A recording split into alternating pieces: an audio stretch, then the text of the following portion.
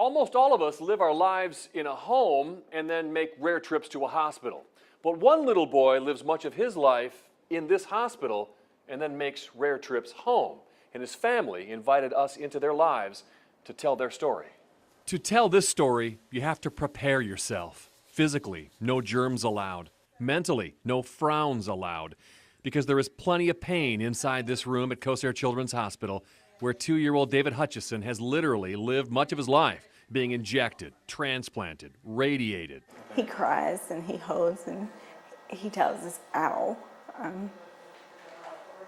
but not being able to do anything, or watching him suffer after surgery, watching him be sick with chemo, that's hard, real hard. Not long after his birth, doctors discovered cancer all over his body, stage 4 neuroblastoma.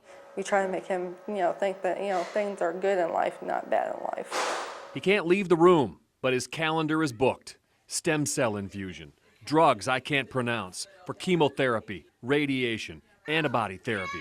But that's the hardest part. You can't take the pain away.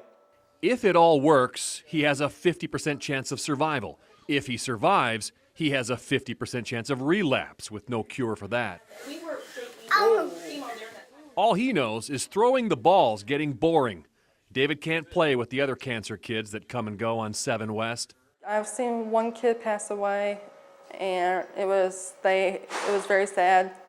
Let's see, you, I know, are going to be super excited about this.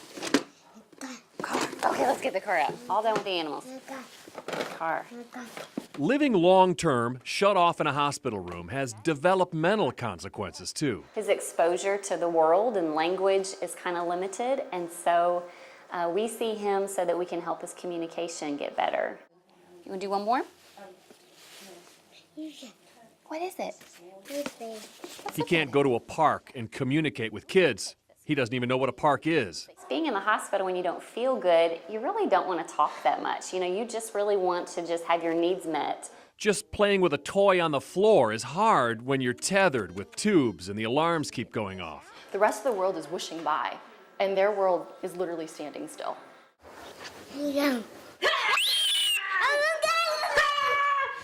But David's world starts spinning again on those furloughs, few and far between, when he gets to come home.